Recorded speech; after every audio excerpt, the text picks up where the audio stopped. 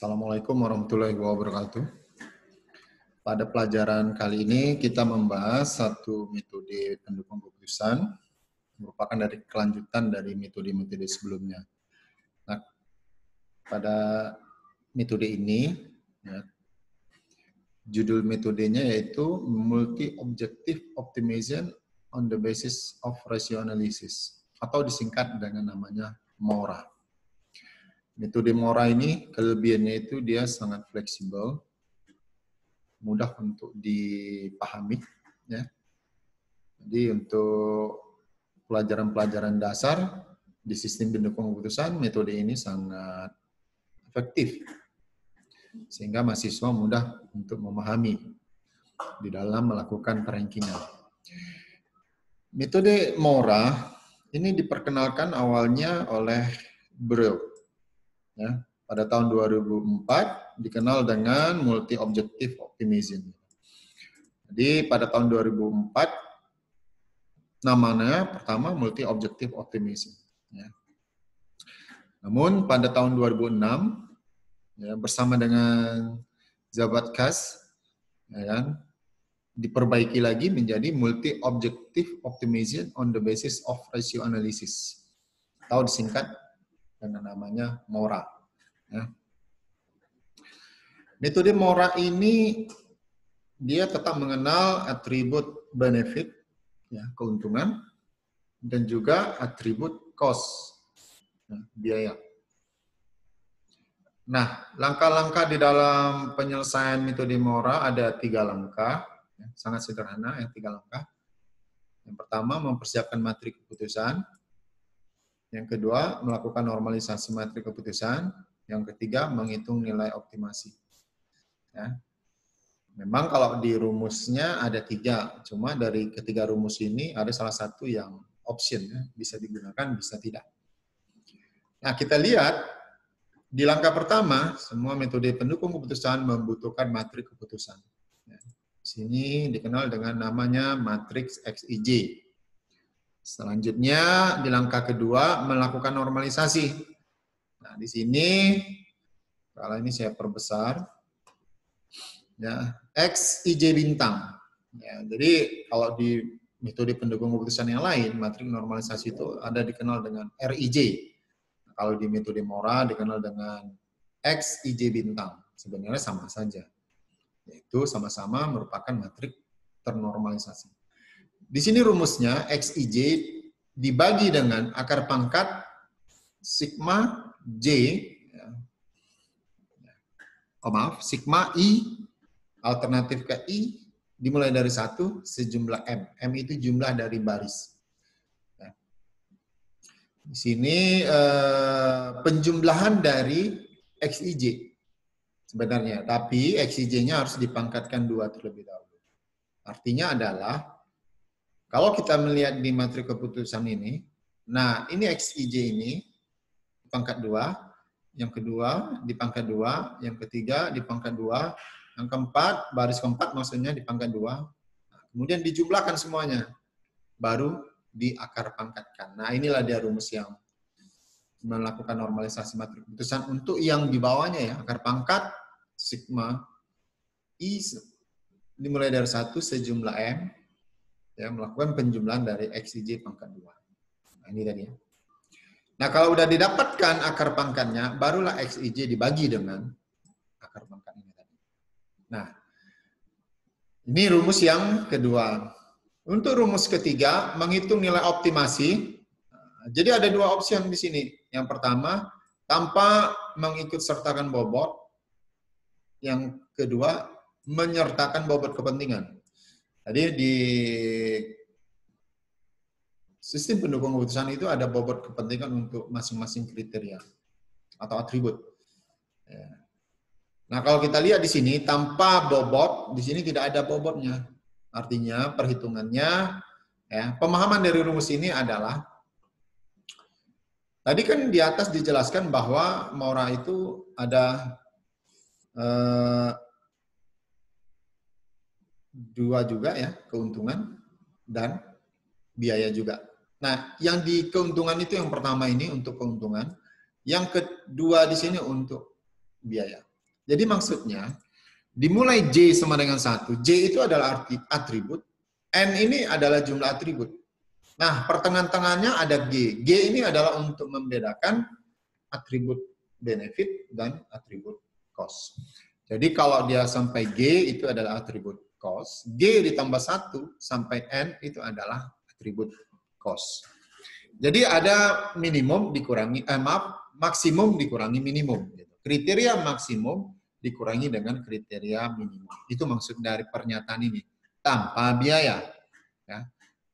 Di sini J adalah alternatif, atribut atau kriteria ke J. G adalah jumlah atribut yang benefit. G ditambah 1 merupakan atribut atau cost. Ya, dimulai dari G tambah 1. Karena G itu adalah jumlah yang benefitnya. G ditambah 1, ya berarti dia mulai dari atribut yang biaya, cost.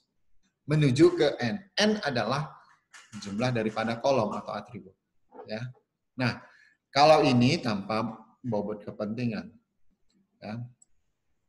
Kalau yang ini merupakan mengikut sertakan bobot kepentingan. Jadi di sini ada perkalian W ke J dikalikan dengan matrik ternormalisasi XIJ bintang. Nah, ini juga W ke J dikali dengan XIJ bintang. Jadi cuma itu aja perbedaannya. Yang lainnya tetap dia. Ini adalah perkalian penjumlahan antara perkalian bobot dengan XIJ bintang untuk yang benefit, sedangkan yang ini adalah untuk yang cost. Ya. Kemudian contoh, ya di sini saya memberikan contoh untuk mencari 3 mahasiswa yang terbaik untuk mendapatkan beasiswa dari 7 alternatif mahasiswa. Ini contohnya sama dengan yang sebelumnya, ya sama dengan yang sebelumnya. Jadi kriterianya juga ada 5, juga sama, bobotnya juga sama dengan yang sebelumnya. Cuma di sini cost yang pertama, kedua, ketiga, keempat benefit. Ya. Oke, di sini kita berikan matrik keputusannya, alternatifnya ini. C1, C2, C3, C4, C5, ada 7 alternatif. Ya, kita persiapkan dulu matrik keputusan, ini dia. Ya. Matrik keputusan ini diperoleh dari ini. Ya. Nah, di sini saya menyampaikan kembali bahwa apabila di sini sudah nilainya numerik, angka, berarti kita nggak perlu memfazikan. Cukup langsung dipakai nilainya. Ya. Nggak perlu dikasihkan bobot 1, 2, 3, 4 lagi. Kecuali di sini sangat baik, kurang baik, baik, tidak baik. Nah, itu kita fazikan lagi. Karena nilai itu dikenal dengan linguistik. Jadi tidak bisa dihitung, harus dibobot sederhanakan dulu. 1, 2, 3, 4, 5. Atau pakai fazi. Nah, kita menghitung di sini mencari 3 orang mahasiswa yang akan diberikan beasiswa dari 7 mahasiswa yang ada. Ya, di sini rumus pertama ini tadi penjumlahan dari alternatif 1 ya sampai ke 7 dipangkatkan 2. Nah, kita lihat di sini ya. Nih. Nah, ini adalah untuk kolom yang pertama ya. Ini kolom pertama. Nah, ini kolom pertama ini. Ini alternatif ke-1, ke-2, ke-3, ke-4, ke-5. Nah, yang dimaksud angka di sini adalah angka dari kolom pertama semuanya. Ini kolom pertama semuanya kita letakkan di sini. Ya. Kita letakkan di sini. Kemudian dari semua nilai itu tadi, alternatif ke-1 dipangkatkan 2 untuk kolom pertama ya. Kemudian alternatif ke-2 pangkatkan 2, alternatif ke-3 kolom pertama pangkatkan 2, alternatif ke-4 pangkatkan 2, alternatif ke-5 pangkatkan 2, alternatif ke-6 kolom pertama pangkatkan 2, alternatif ke-7 pangkat pertama dipangkatkan 2. Nah, kemudian di X11 dibagi dengan total jumlah semuanya yang di akar pangkatkan. Nah, ini dia akar pangkatnya, hasilnya Jadi 3.500.000 dibagi dengan ini. Dapatlah hasilnya ini. Ya. Nah, ini untuk yang di X 11 bintang. Nah, untuk X 21 bintang, ya di kolom pertama juga, tapi atribut alternatif yang kedua, ya. Nah, ini dia. Nah, ini udah tetap saya tulis normal semuanya, tapi sebenarnya ini aja 3.250 dibagi dengan total semuanya. Jadi total semuanya itu sama, yang di bawahnya akar pangkatnya sama, ya, sama dia semuanya. Nah, cuma nilai XIJ-nya yang berbeda, yang dibaginya yang berbeda. Inilah di hasilnya. Ini untuk kriteria pendapatan orang tua. Ya. Kemudian untuk kriteria tanggungan orang tua C2. Ya. Untuk kriteria tanggungan orang tua, ya ini. Ya. Jadi dari alternatif pertama, kedua, ketiga, keempat, kelima, keenam, ketujuh. Di kolom yang kedua. Itu di pangkat 2 semuanya, kemudian dijumlahkan, kemudian di akar pangkat. Inilah di hasilnya. Jadi nilai ini semuanya sama. Sama. Nah, kemudian yang X21 baris X12 baris 1 kolom 2, 4 dibagi dengan total akar pangkat. X22 5 dibagi dengan akar pangkat. Kemudian X32 baris 3 kolom 2 ini baris 3 kolom 2 ini dia. Kalau yang ini baris 4 kolom 2, kalau ini baris 5 kolom 2, ya kan, sama dengan 7 ini. Yang ini 3. Ya, ini baris 7 kolom 2, ini 5. Ya. Jadi ini dia hasilnya. Jadi secara garis besar rumusnya sama, tapi ini untuk yang C2, tanggungan dari orang tua. Nah, begitu juga selanjutnya Anda melakukan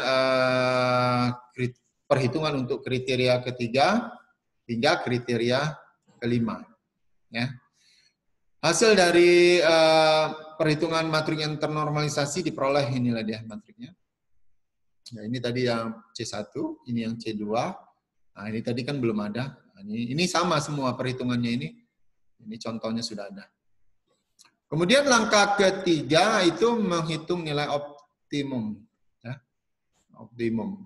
Jadi pada bagian ini menggunakan persamaan keempat. Saya menggunakan yang bobot kepentingan. Jadi di sini terlihat bobot kepentingan. Ini bobotnya. Ini bobotnya. Ini bobotnya. Ini bobotnya. Nah, bagaimana pemahaman di rumus yang keempat ini? Kita copy dahulu untuk rumusnya ini. Kita pastikan di sini. Nah, ini kita pastikan terlebih dahulu di sini. Nah, tadi saya katakan ini adalah untuk kriteria keuntungan, ini adalah untuk kriteria cost, ya. Jadi langkah awal kita cari terlebih dahulu yang cost, yang keuntungan ini. Nah, ini sebenarnya C2, C3, C4, C5. Nah, kalau yang ini C1. Karena tadi cost-nya itu C1. Jadi cost-nya kita buat paling ujung. Pengurang dia. Jadi 0,3. Nah, yang ini adalah bobot C2. Ini bobot C3. Bobot C4. Bobot C5. Sedangkan ini adalah nilai dari matrik ternormalisasi di kolom kedua. Ini kolom ketiga, ini dia. Sedangkan yang ini, kolom keempat, ini dia. Ini kolom kelima, ini dia. Nah, jadi ini adalah kriteria benefit dikurangi dengan kriteria cost. Ini dia. Paham ini ya? Nah, hasilnya 1,0423. Ya. Nah, begitu juga untuk yang Y2 bintang, ya, sama. Berarti ini dia yang dicari. Kemudian Y4 bintang, berarti alternatif keempat ini dia. Nah, jadi penjumlahan ini dikali bobot, dikurangkan dengan ini, dikali bobot. Itu maksudnya. Apa hasil akhirnya? Hasil akhirnya ini. Ya, bahwa yang 3 mahasiswa yang mendapatkan beasiswa itu tadi, yang paling tinggi adalah yang peringkat pertama itu A5. Ya. Kemudian A2, maaf, A7. Di sini sepertinya ada yang terbalik.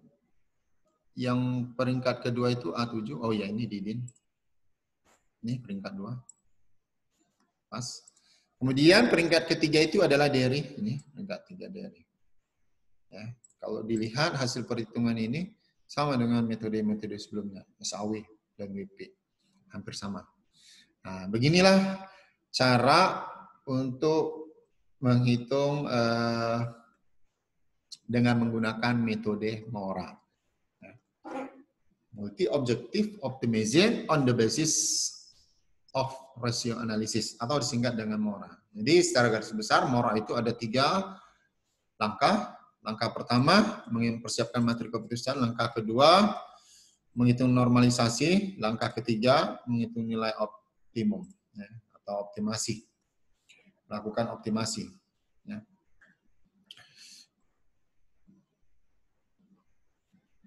Mungkin itu saja dari materi saya untuk menghitung metode MORA. Lebih dan kurang saya mohon maaf. Silakan ada yang ingin bertanya atau berkomentar, silakan. Saya tutup dengan wabillahi taufiq wal hidayah. Assalamualaikum warahmatullahi wabarakatuh.